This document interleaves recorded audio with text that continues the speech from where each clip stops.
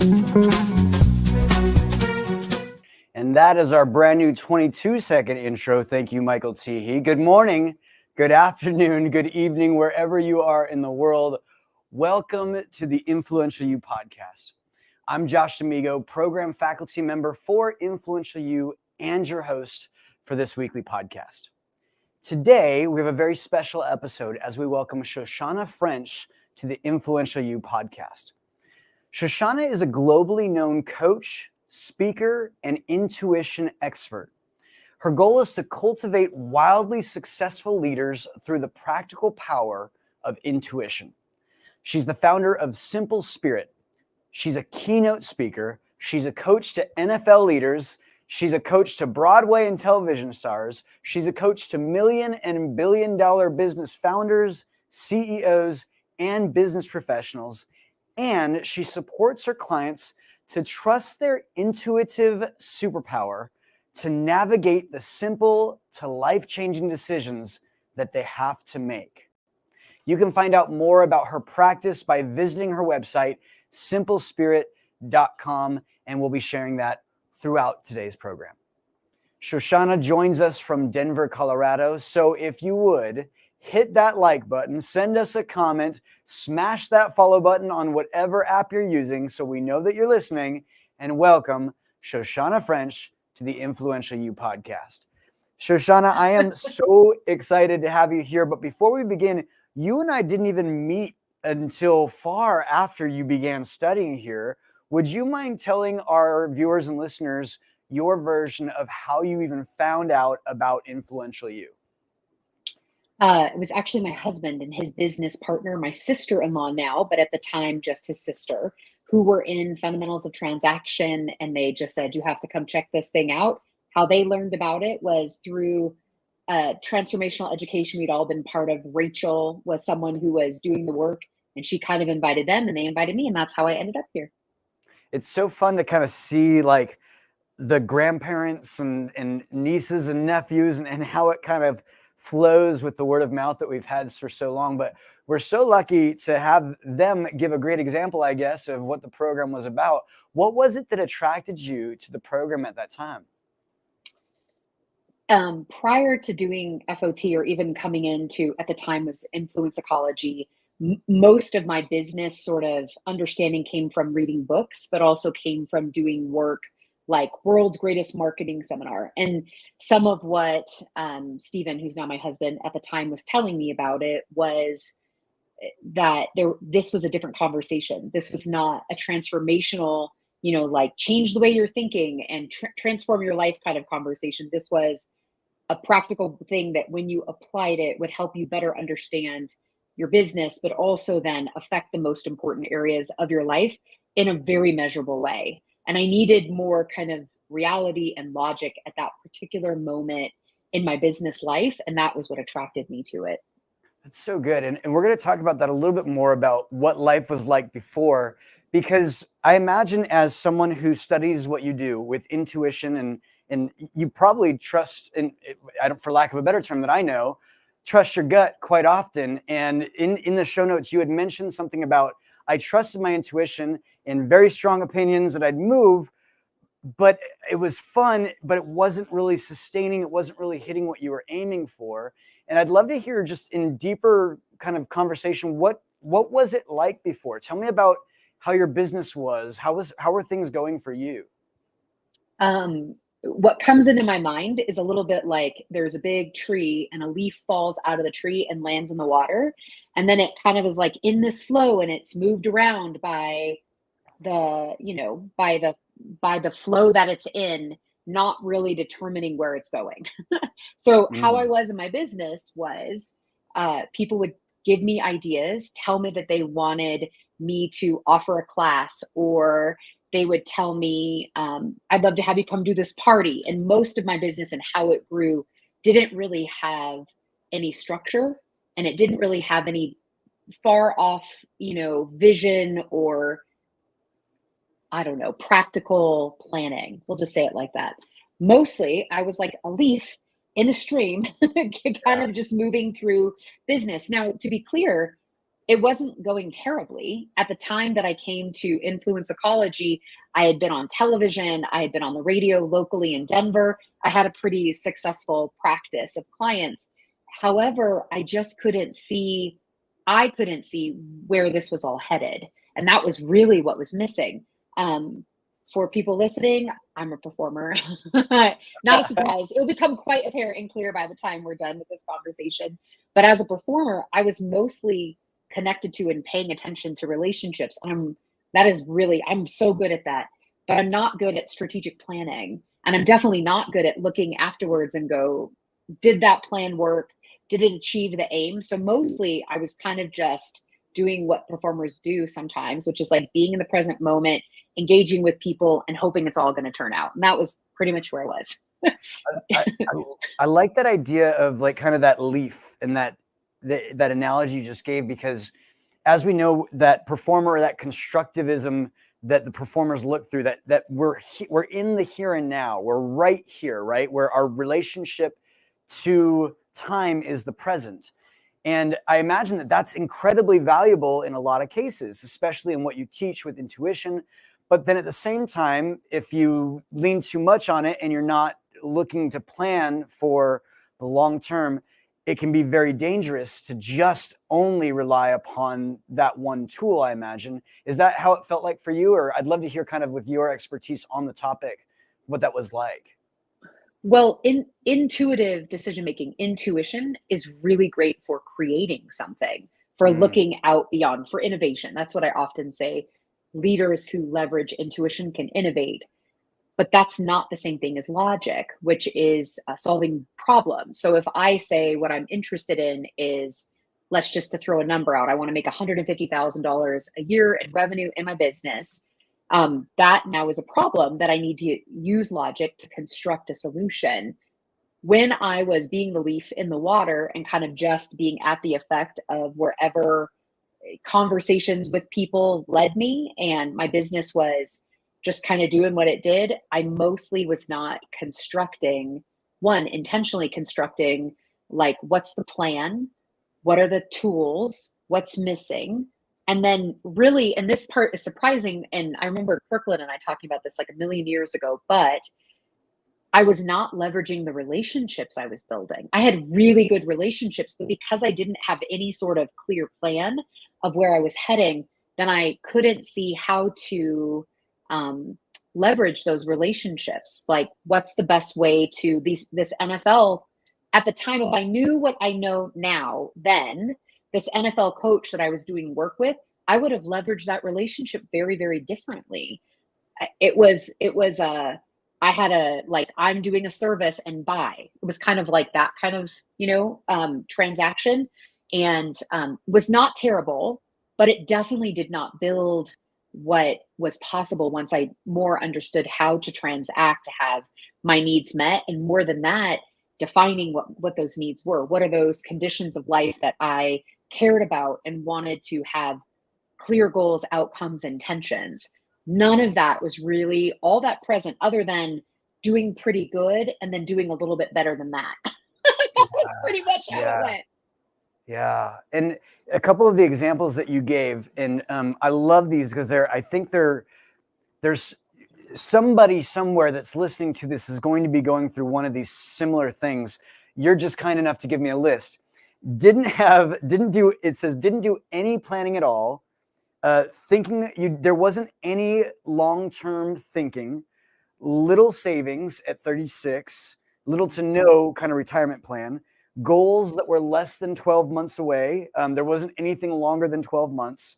You had a full-time job, plus you were building your business full-time, no exit strategy.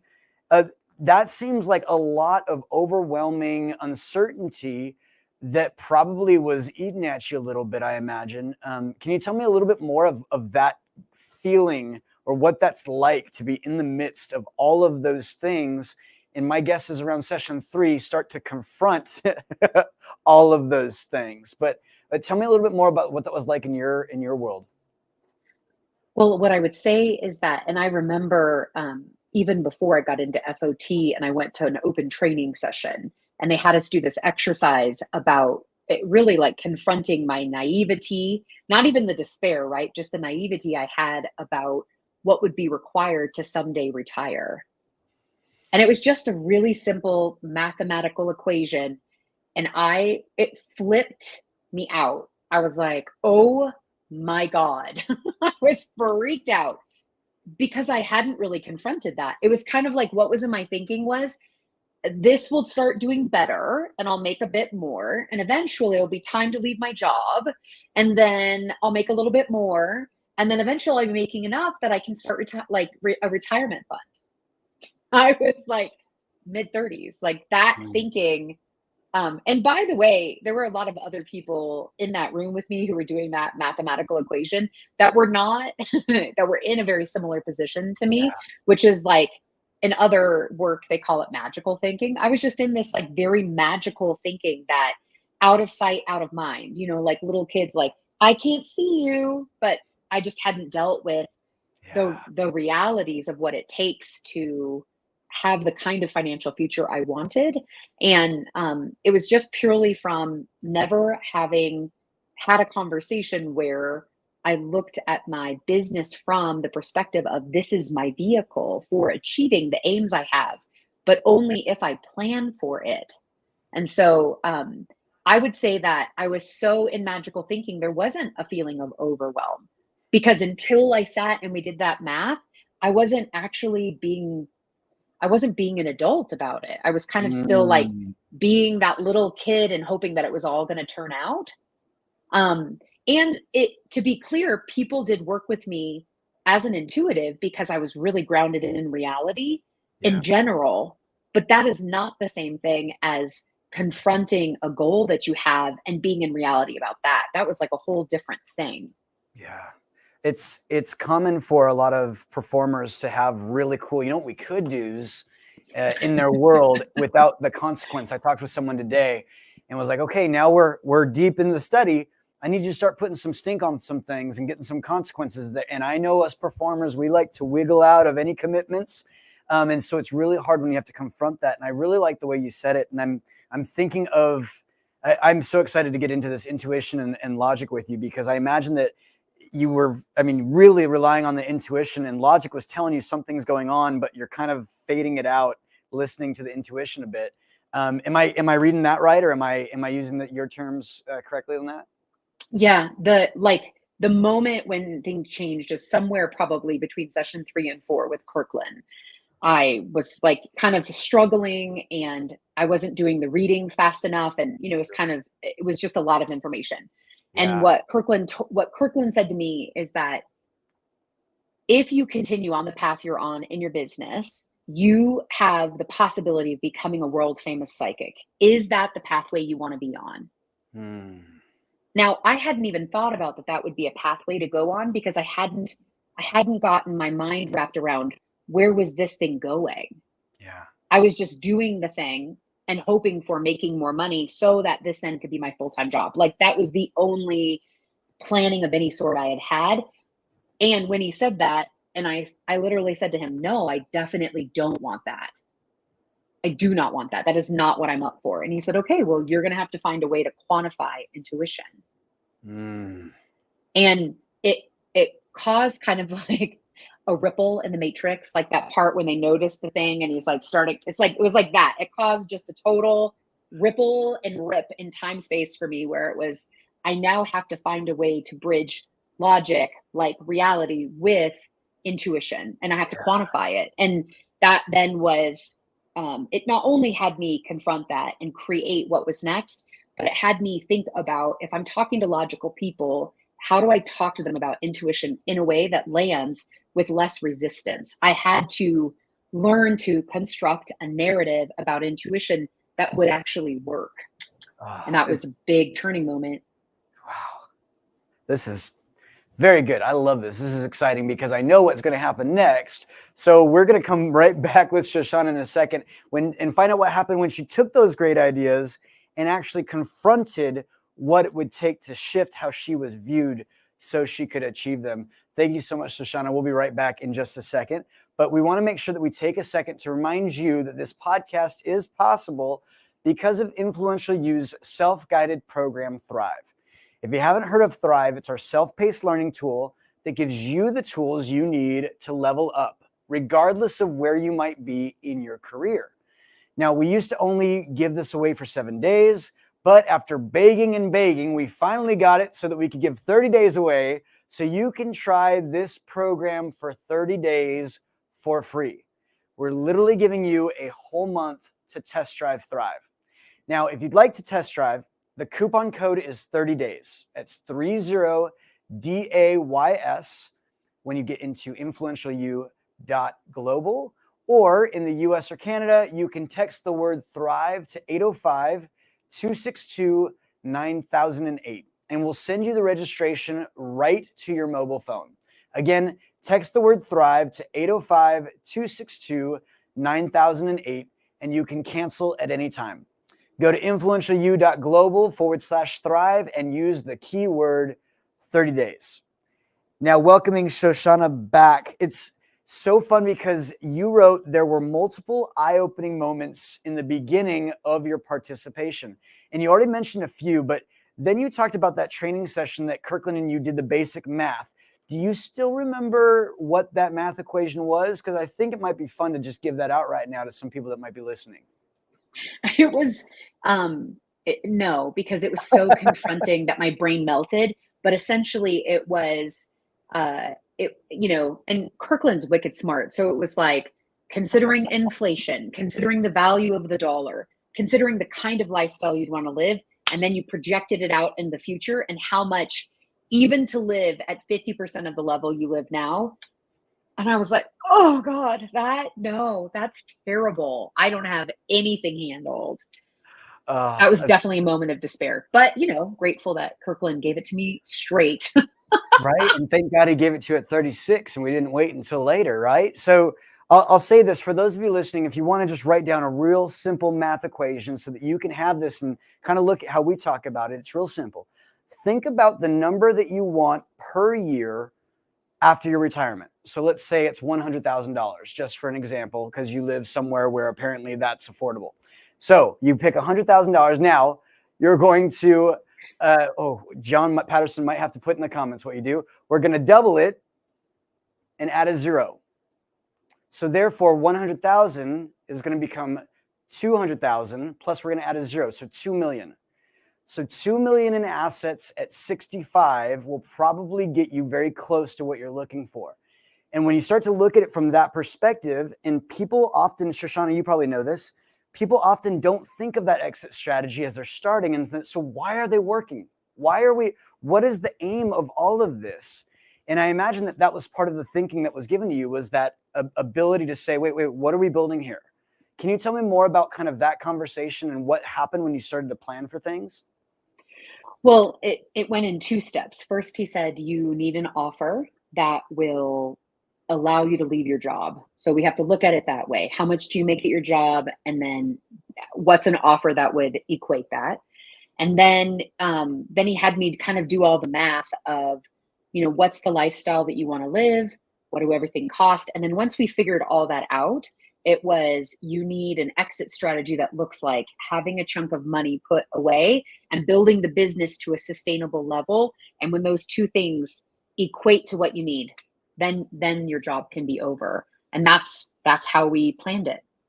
Now, and it happened immediately, right? And you just put the Band-Aid on that was Influential UFOT, and suddenly, no, it actually took some time. Yeah, it took some deliberate work and action on your part. How long did it take approximately after you studied with Fundamentals of Transaction before you were able to do your new role at full time? 2 years. Wow. Okay. Maybe a little over 2 years. Yeah. Any regrets for the amount of time it took, or anything that you kind of learned, or anything you'd share with us about those 2 years? So I did FOT in January of 2012, and I think it's like 9 months, right? So then towards the end of the year, and then now I had all the information, and then I needed to build a transaction. And then all the business owners get it. Then I had to figure out, okay, what's the new offer? How am I going to market that? How many people? And I had to do all that work. And that probably took a solid year to get that really going. And then I gave notice at my job. And then that took, and she, because I was working for a family, she wouldn't take less than 12 months of notice. Wow. Yeah. And for me, I was a little bit nervous about leaving a full-time Of position course. because I'd never only worked for myself before. So it felt like, um, at, rather than being disappointed or having regret, I actually felt pretty good about the plan and having a little extra time. When I left and my very first day, September 1st, 2014, it was like, I'm ready. I felt quite ready. And still nervous, but at least I had a very clear plan and kind of knew what I was going to be doing. That's so good. And I love that because there's so many times that I hear people go that I knew what I wanted to do. I just didn't know how to get there. And I feel like a lot of times that's where we fit. It's, hey, here's how you can get there. Here's the process. Follow these steps. And it's going to take time and you're going to have to build it. And, wherever you are, keep working on it. You know what to do, get in that fulfillment and do it. And then it starts to happen and we start to make moves and we start to stop being such victims and actually go and do the thing that we're looking to do. So I love that. Now, what's really fun about this is you had a lot of really great experiences that came about fairly soon after you started your business. It says here that you appeared for a Washington Post panel, a Google Fireside Chat, multiple podcasts and morning shows. You've become known as an expert in your field. You've attracted high-value clients across the world, including NFL coaches. And by the way, my fantasy team is doing really well, but I did lose Justin Jefferson. So if you have any tips, we can talk about that later. You've worked with None whatsoever. high-profile politicians and million and billion-dollar founders. And a lot of that was due to how you started to create your identity. I'd love to hear a little bit about that positioning and what you were constructing when you started to construct that. Mostly when people talk about intuition, it sounds esoteric or mysterious. And so, and I say that first because how I constructed my own narrative and my own identity was recognizing how people listen to people using the word intuition and even intuitives and intuitive decision making. So I would find myself in places talking to people who had a listening of intuition, like the way they believed in it sounded really esoteric. So I went about thinking about intuition and constructing the conversation in the relationships I had, that it was intuition for the real world. And that was sort of like the first way that I rolled out how people begin to relate to me. Like, oh, she's the person who talks about intuition, but you can use it in your business and it doesn't require a crystal ball. Like it landed, like people understood what that meant because I was using the narrative that already existed in the marketplace as like a reflection of that I was different. Yeah. Well, and I love that too, because intuition is like you said, I dated a young lady who claimed that she was intuitive. And I remember not knowing much about it because my background didn't really have a lot of that in my world. And it always felt like really mysterious. But to codify it or to make it something that, hey, we're actually able to measure the type of intuition that we're teaching and show what you can actually do. I imagine that there's a lot of things that people don't realize go into intuition, maybe some listening skills, some really paying attention as to what we're talking about. But I imagine that being able to differentiate between others and how they taught it and how you were able to it sounds like make it more of an objective practice rather than a subjective thing. Tell me Yes. about like when you started to actually quantify that and build this identity. How did people take to it? Like, how did that lead to bigger and bigger clients for you? Well, how people would hear about me was through, for example, I had a client who is a coach of coaches in Vancouver, Canada. And he told people I was his seer, right? So he used even the old languaging of intuitive. And then I Okay. would get on the phone with these people and they would go, well, you're like, it's really practical. You seem like a coach. And I would say, yes, this is coaching. However, I'm using my gift of intuition to coach you. And they would say, well, could you do this like in a boardroom and listen to everybody in the boardroom and tell me where the miscommunication is happening between members of the board. And I said, yeah, I can definitely do that. And I did that enough that it then led me to go, I can do it for you, or if you'd like, and I prefer, I'd rather teach you how to do it for yourself. And the moment that it switched from let me do it for you to let me teach you how you have the same ability, that everyone is born with the ability to be intuitive. And I define intuition as a direct way of knowing or understanding something without any prior experience. And that sort of is what distinguishes it from logic. Logic is based on experience, knowledge acquired like that, whereas intuition is not that. And that like the moment that I defined it that clearly then led me to, oh, let me introduce you to this person. And then I would meet that person and they would go, have you ever thought about doing like a fireside chat at Google? No, have never thought about that. You should come do that. Come to DC and talk about the unfair advantage, how intuition can be used in business. Great. And then that led to, and that's kind of how it goes. It's when you begin to build an ecology around you of influence, which is, sort of what they talk about in Influence You, when you meet people who understand the narrative that you're talking about, and it begins to change the listening that people have of you and what you do, then it just becomes pretty easy to have conversations for what else is possible. Where else could I be? Who else could I work with? Where else is this translatable, transferable? Who else would love to have access to their intuition so that they can innovate in their market, in their industry, in their business, in their relationships? Yeah. Now, I imagine that everyone has a level of intuition. I imagine that it can be trained. I imagine that that's really a lot of what your offer is. But it says here that you decline a lot of offers and accept only the ones that not only sound fun, but also move you closer to meeting your conditions of life. Can you tell me a little bit about that experience? Because that seems like there's not a lot of people that are in a similar coaching field or something like in coaching that tend to decline as much or even talk about it as much as you just did in the show notes. I'd love to hear more about that. So anyone else who's listening to this who has climbed in their industry and have a reputation for being knowledgeable, experienced, and great probably get an overwhelmingly large number of invitations, offers, and requests. So that's me. I get a lot of offers, invitations, and requests. And because other people still relate to intuition esoterically or mysteriously, sometimes I get invited to be a speaker at or a teacher at a kind of personal development woo. We're going to do yoga and chakra kind of teaching stuff, which is all totally fine. But for the most part, the kind of people that I love teaching are not at those kind of retreats.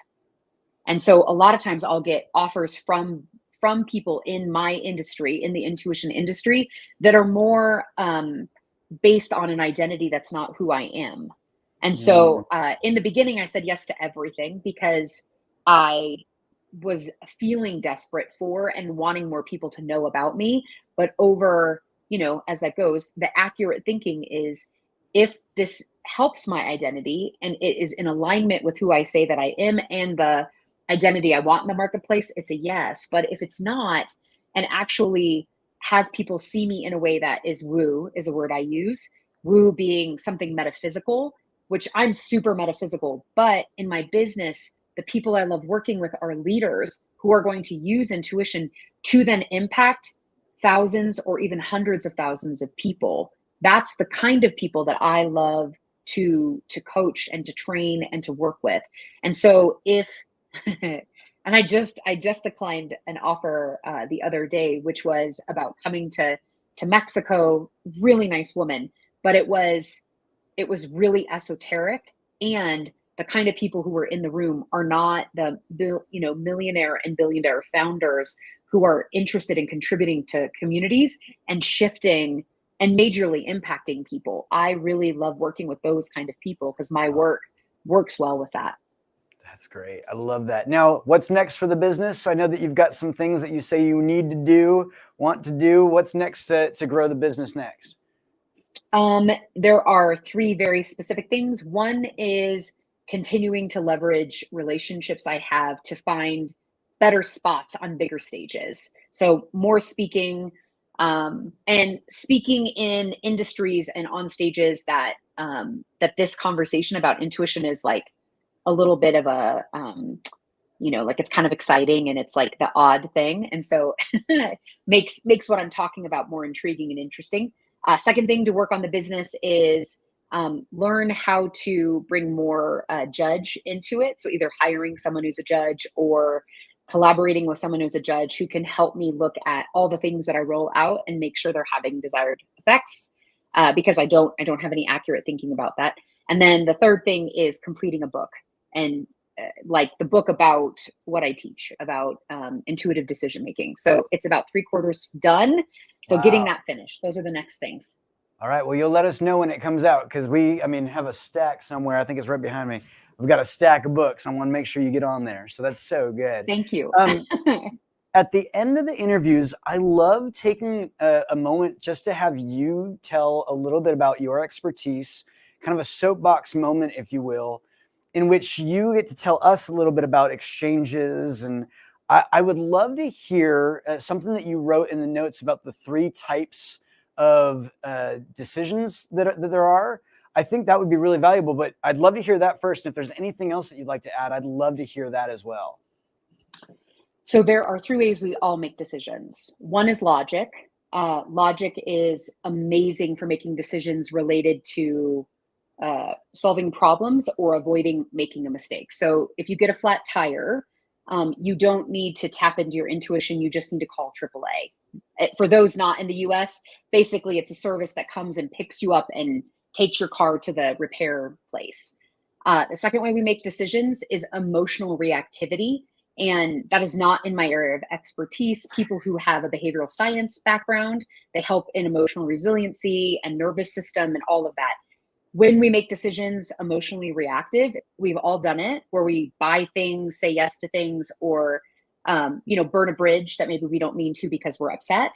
And then the third way we make decisions is intuitive decision making. And mostly what I find is that people have had some experience of intuition. It is rare that I speak to a group where people go, I've never had that experience. People sometimes say, well, there was this one time that I had kind of this feeling about this job and I decided not to take it and then found out the company closed a month later. Like those kind of things. But intuitive decision making is applying intuition to decisions. And intuitive decision making is best for innovation, creation, thinking about what's possible. So mostly the people I work with who want to learn about intuitive decision making are already successful in logic and logical decision making. They already know how to apply their expertise and their knowledge to make decisions. However, they've reached a point in their career or their business where what they know is not getting it done. So, short story, one of my clients started a technology company, and she went from 5 employees to 40 in a very short amount of time, about 3.5 months. And at the time we were doing intuitive training, she was taking my mentoring. She was learning how to trust her own intuitive knowing. And how she would normally manage her team was they would all meet together in a room, and then she would, check in with them, make sure they had what they needed. But when you have 40 employees, you can't have like a break room meeting with 40 people. It's not effective. It doesn't work. So she instead created a tool for herself. It was a practice from the work that I do, called Where Does My Business Need My Attention Today? So she did that every day, every morning. One morning, she asked that question. And what came to her was one of her employees in Costa Rica, this gentleman, Marco. So he popped in her head and she thought, let me call the manager in Costa Rica and check in on Marco. Picked up the phone, called and talked to the manager. And what Marco, to find out, the guy said, this is so weird that you're calling. Marco's been out sick for a week. And my client was like, I have a bad feeling about this. So she said, can you just do me a favor? Can you check Marco's sign on? And so he did. Marco had been logging in every day he was sick and downloading data. And if she had not received that intuitive knowing, right, completely outside of what she knew or her experience, it would never have occurred to her to check in about Marco. So that's a really extreme example, but people use their intuition to get a heads up about things. They use it to ask questions that would not occur in logic. Another client of mine asked, she was at a party and she heard someone talking about ringing the bell on Wall Street to close the day out. And she said, how does someone get to do that? And like she had the feeling, like it was very clear to her. And the guy said, why, are you interested? Now logic told her, this was a big wig, Wall Street guy, was to bow out, but instead her intuition was like, tell him. She said, yeah, I want to do that. He's like, all right. They picked a date and she rang the bell. Wow. Yeah. So like it can lead you to new Sure. possibility, new opportunities that would never have even come into your logic, which was why I was growing my business in the beginning without any accurate thinking and still doing okay, was because my intuition led me to opportunities. It was when I combined logic and intuitive decision making after having all of that training that my business then got to the level it is now, where I find myself working with the kind of people I work with now, the leaders I work with now. That's so good. I have one last question because I just think it's the one that I can't kind of shake out of my head. I've had people that have said, hey, you just popped in my mind. I just want to make sure you're okay. What do you teach your clients when, you have this intuitive thought, you reach out and the person's like, oh, I'm fine. Why are you reaching out to me? What do you say about kind of those intuitive moments that maybe it didn't sync the way that they thought it would, or maybe it didn't really fit the intuition, didn't really fit what the reality was? Or I'd love to, maybe you can even explain the question better than I asked it, but I'd love to hear what you think there. That's a great question. So in my experience, most of us, our intuition comes to us unbidden. Like it just comes in, a warning or someone's face in our head or something like that. But what I teach is how to use your intuition intentionally as a tool. So then just like if you've not worked out a day and all of a sudden you decided to lift a 50-pound dumbbell, you will break yourself, right? So I don't recommend that people make life-changing, intense decisions about their business, their relationships, using intuition before it's actually trained, just like anything else. So if someone popped in my head, which does happen, I don't check in to make sure they're not okay, because some of that could be my brain and past experience. Instead, I just go, you just popped in my head. What's going on? To see. And they go, and sometimes it's, that's so weird that you called me. I was just reading an article online about intuition. Or they go, oh my gosh, I was just talking about you yesterday. Were your ears ringing? It just depends. It's not always that something's wrong, but we can definitely make that assumption based on experience, which is not the same thing as intuition, just not the same thing. I love that. I love that. And I'm putting this in the chat, and I know a lot of people were reading it while you were saying, but I invited Matthew Hagum, who's a good friend of the show, and he's been a client. And I told him before this, I was like, you're going to love Shoshanna because this is right up your alley because of the conversations we had. He wrote, my life has gotten so much better since listening to my intuition and seeing the corrections or synchros. I'm never going to say that word. Synchronicities, connections and synchronicities. I need both transactional competence and my intuition to make great decisions. And I love that. Any comments on what he said there, Shoshanna? I just read an article today on Inc. magazine online talking about how great leaders, successful leaders, use their intuition. And the examples they gave were Richard Branson, Sarah Blakely, Steve Jobs, Oprah. And I love what Matthew's saying because it's not about one or the other. And I think sometimes because of the background, the esoteric background, or the dogmatic approach or spiritual approach to intuition in the past, people feel like they have to either choose intuition or logic. And I believe as human beings, we are intersectional, right? We're not just one thing or the other. So I could not agree with Matthew more. My transactional competency combined with my superpower of intuition has had me talk to politicians, has had me in rooms with billion-dollar founders. That would not have happened without the combination of both. Well, that's, if there's a better place to end this one, well, I didn't hear it. So that was fantastic. Thank you so much, Shoshanna. And I'm going to back sell you on there. And thank you so much for being our guest today. It's a pleasure to have you. All right. Now, if you'd like to know more about us here, you can go to influentialyou.global, where you can explore our courses, consulting, and conferences. We offer a 4-year curriculum for those that are seeking an advanced experience. However, if you're brand new to Influential You, we highly recommend that you begin with Thrive. It's our self-guided training. Thrive is a self-guided program that allows you to learn at your own pace. Our Thrive members enjoy weekly live e-coaching sessions and an ever-expanding library of exclusive video lessons with our faculty, thought leaders, and industry experts. You'll get proven proprietary tools to accurately assess your career and develop a realistic strategy to achieve your aims faster. Your membership also includes chat access to our faculty, plus discounts to our transformative conferences. And in fact, the next one's in Hawaii, so you'll want to get that. Sign up today and use promo code 30days for that free 30-day test drive of Influential U's Thrive program. That code, 30 days, and you may cancel at any time. Thank you for listening today. We stream our podcast at 2 p.m. Pacific on our website, Facebook, LinkedIn, YouTube, so you can easily share it with others. You can also subscribe on iTunes, Stitcher, or any other place that you get quality podcasts. Please view our show notes for links and ways that you can connect with our guests today, plus links to websites, books, or special downloads that we spoke about on today's episode. This podcast is made possible by the Influential U staff, faculty, and members all around the world, with a special thanks to our executive producer, Tyson Crandall, and contributions from John Patterson, Michael Teehee, Joey Anderley, Daryl Anderley, Paul West, and Liz Smiley, with a very special thanks to our special guest today, Shoshanna French. And I hope that, let's put her website one more time, Teehee, right there at the bottom for it, so we can have it for everybody. Please go and check out her website, simplespirit.com. The Influential U podcast is produced by Influence Ecology, LLC in Ventura, California. And this episode was recorded on October 11th, 2023, my father's birthday.